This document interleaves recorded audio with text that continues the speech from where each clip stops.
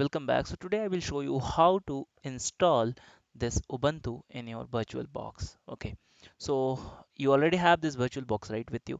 So what you need to do here, you either you can click from here or you can press Control N and you can go to the machine and hit new from here. Here you need to type any name whatever you like.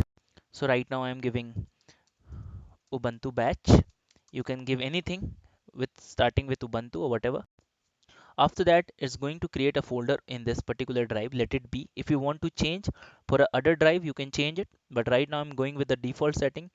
Here you can see different operating systems are there. I'm going with the Linux, and it will by default detected by my name itself because I written Ubuntu as the first keyword. Because of that, it detected automatically. If I will type something else, it will not detect. Okay, so you have to manually go here and you have to choose 64-bit. Okay, click on the next. Here you need to assign some RAM. Right now I'm going to assign, so you should start your working even in 2 GB of RAM, so no need to assign that much. But right now you can see my PC have 16 GB of RAM. So let me assign at least 2 GB of RAM. That is more than enough for our work. So just hit next. Here create a virtual disk drive, just go with the default setting, hit next. VDI, it will going to create one VDI file, hit next. Okay, dynamic allocation, hit next. Here you need to give some hard disk space to your particular Ubuntu machine. Okay, so right now you can give any space, so I will suggest go at least for 20 GB of space and hit create. After that you can see your Ubuntu machine. Here you can see at the last, for me it's last because I have multiple virtual machines I'm running over here. So it will see, you will see these things are here. So what you need to do, you just need to select your Ubuntu machine. Like I have different machines, so you need to select your machine and hit settings.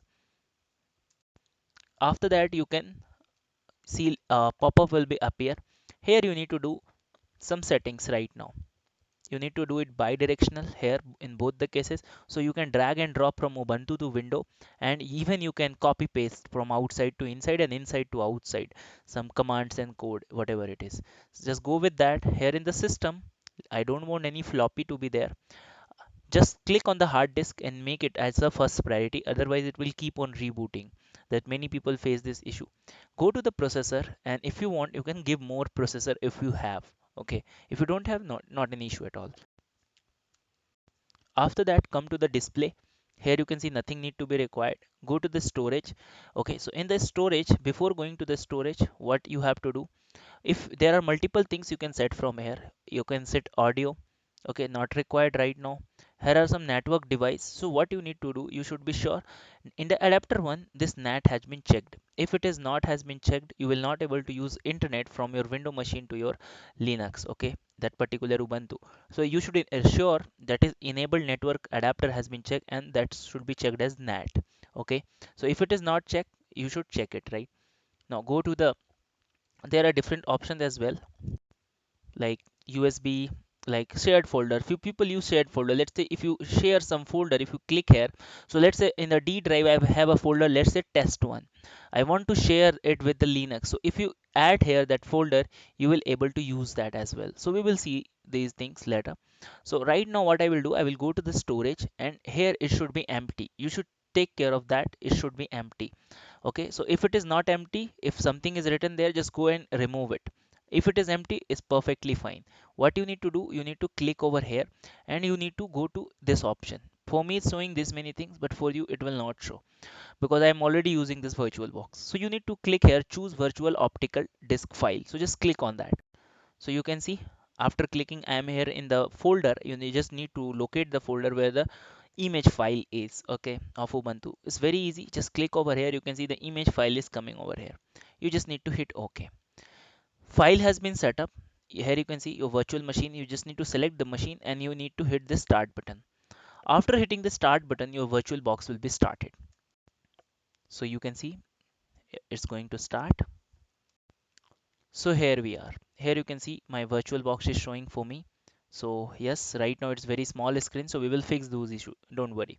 So go with the default setting. Just you just need to hit enter. Okay, because I am the English language I am using, you can choose your language.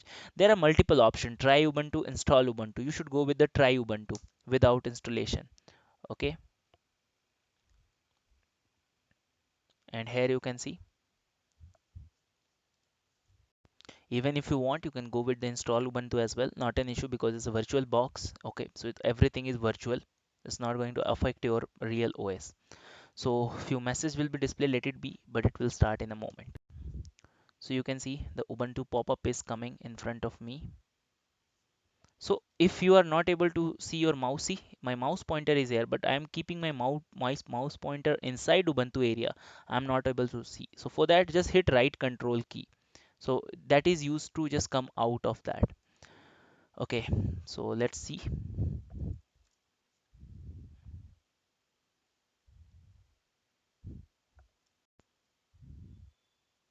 So if I will try, see, so you can directly see I am able to see that. So that's the first option. If I will go with the try Ubuntu. Okay, now let me show you if you will install the Ubuntu, then what will happen. Okay, so that's the try Ubuntu. That's the first one. You can go and have a look.